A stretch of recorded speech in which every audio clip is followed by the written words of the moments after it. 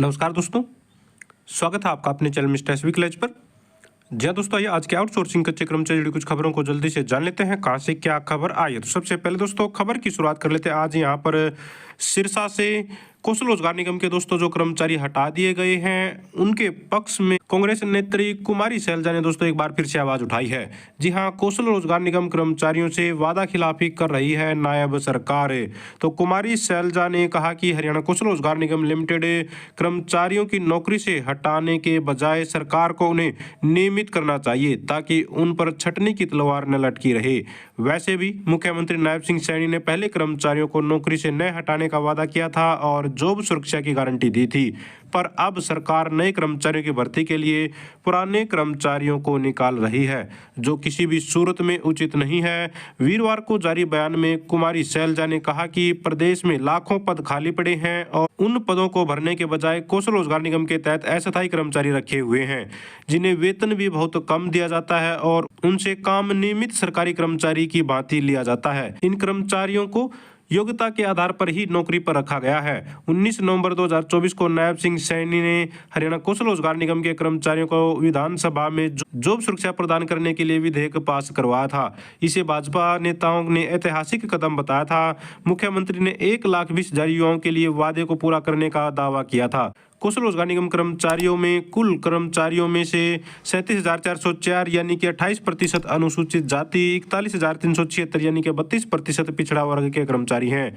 कुमारी सैलजा ने कहा कि सरकार की वादा खिलाफी से इन सभी कर्मचारियों का भविष्य अनिश्चित हो गया है। पहले ठेकेदारों के बदलने से कर्मचारियों की नौकरी पर खतरा मंडराता था, लेकिन अब सरकार की नीतियों से उनकी नौकरी दांव पर लग गई है।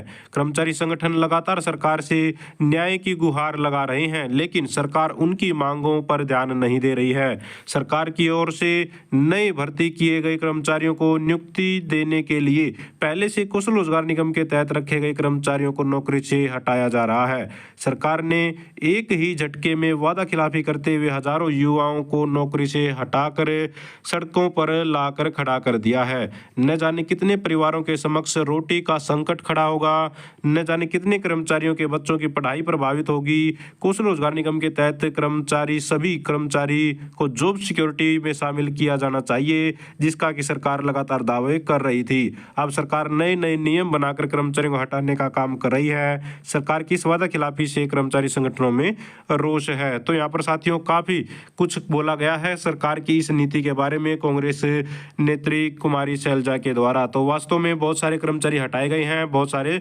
विभागों से इस 31 मार्च के बाद। इसके बाद देख लीजिए साथियों, यहाँ पर यमुनानगर से अपडेट है। हरियाणा कौशल रोजगार निगम से हटाए कर्मचारियों के समर्थन में 11 को प्रदर्शन सर्व कर्मचारी संघ। तो 11 तारीख दोस्तों आज है, तो आज डीसी ऑफिसों पर दोस्तों ये प्रदर्शन होने जा रहा है इन कर्मचारियों के पक्ष में जो कर्मचारी हटा दिए गए हैं।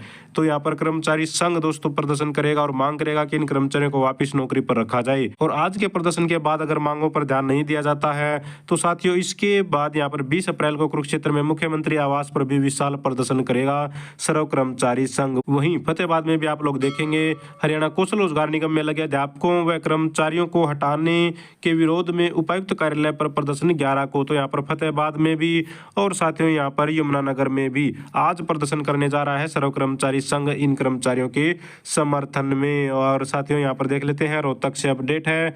12 को जिले भर की mid day meal worker DC कार्यालय पर करेंगे प्रदर्शन। तो 12 तारीख दोस्तों कल ही है। आज सर्व कर्मचारी संघ प्रदर्शन करेगा, तो कल साथियों यहाँ पर मिड डे मील कर्मचारी प्रदर्शन करने जा रही हैं अपनी मांगों को लेकर डीसी कार्यालयों पर। तो ये मुख्यमंत्री और शिक्षा मंत्री के नाम दोस्तों ज्ञापन सौंपेंगी। इनका यहाँ पर कहना है कि सरकार स्कूलों को मर्ज कर रही है, जिससे इन कर्मचारियों की नौकरी खतरे में है। और इन्होंने बताया कि केंद्र राज्य सरकार के बजट में मिड डे मील वर्कर के लिए एक भी रुपए की बढ़ोतरी नहीं की गई है। यानी कि केंद्र सरकार का भी बजट आ चुका है, राज्य सरकार का भी आ चुका है, लेकिन मिड डे मील कर्मचारियों के वेतन में किसी प्रकार की बढ़ोतरी की कोई घोषणा नहीं की गई है। यह बेहद खराब बात है। न्यूनतम वेतन 26,000 रुपये हो। यूनियन ने 20 मई को हड़ताल पर जाने का भी फैसला लिया है। इस दिन कोई भी मिड डे मील वर्कर दोस्तों खाना बनाने का काम नहीं करेगी। तो कल प्रदर्शन है और 20 को दोस्तों यहाँ पर हड़ताल है। आगे देख लीजिए यहाँ पर साथियों कुरुक्षेत्र से अपडेट है। मिड डे मील वर्कर का रोष प्रदर्शन कल, तो कुरुक्षेत्र में भी मिड डे मील वर्कर कल प्रदर्शन करने जा रही हैं अपनी मांगों को लेकर। यमुनानगर से ले लीजिए, भारतीय मजदूर संघ संबंधित अनुबंधित विद्युत कर्मचारी संघ ने कैबिनेट मंत्री को सौंपा है ज्ञापन।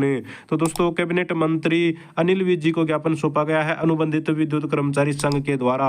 अनुबंधित विद्युत कर्मचारी संघ ने बताया कि 12 जून 2023 को थर्मल मैनेजमेंट के साथ उनका एक समझौता हुआ था जिसको अभी तक लागू नहीं किया गया है। उस दौरान धरने पर बैठे कर्मचारियों में से 10 कर्मचारियों का न तो आज तक गेट पास बनाया गया है, तकरीबन 2 साल होने वाले, लेकिन अभी तक उनकी समस्याएं जस की तस बनी हुई हैं। उनकी मांग थी कि उन्हें कौशल रोजगार निगम में जोड़ा जाए, कौशल रोजगार निगम में पोर्ट किया जाए, लेकिन अभी तक कर्मचारियों को कौशल रोजगार निगम में जोड़ना दूर की बात है, कर्मचारियों को अभी तक निगम के साथ भी नहीं जोड़ा गया है। इसी समस्या को लेकर आज जब कैबिनेट मंत्री Anil Vij thermal power plant पहुंचे तो यहाँ पर कर्मचारियों ने अपनी समस्या का ज्ञापन उनको दिया और गुहार लगाई कि जल्द से जल्द इनकी समस्या का समाधान किया जाए। बरवाला से ले लीजिए साथियों, यहाँ पर हरियाणा पब्लिक हेल्थ कर्मचारी संघ की हुई है बैठक। तो दोस्तों यहाँ पर हरियाणा पब्लिक हेल्थ कर्मचारी संघ की बैठक हुई है बरवाला में, जिसमें कर्मचारियों की मांगों को सुना गया, उनकी समस्याओं पर ध्यान दिया गया और उनको नोट किया गया और जल्द से जल्द इन समस्याओं का समाधान करने का आश्वासन इनको दिया गया। साथ में दोस्तों यहाँ पर जो एक्शन साहब हैं समीर शर्मा, उनका भी धन्यवाद किया गया जिन्होंने रुकी हुई सैलरी दिलवाने का काम किया है। तो यहाँ पर दोस्तों पब्लिक हेल्थ कर्मचारी संघ की बैठक हुई है। तो दोस्तों ये थी सारी की सारी आज की आउटसोर्सिंग कच्चे कर्मचारी जुड़ी खबरें। अगर आप भी चाहते हैं हरियाणा में एजुकेशन से रिलेटेड कच्चे कर्मचारी जुड़ी खबरें समय पर पाना तो चैनल को जरूर सब्सक्राइब करें, वीडियो को लाइक करें, दोस्तों के साथ शेयर करें। Thank you very much.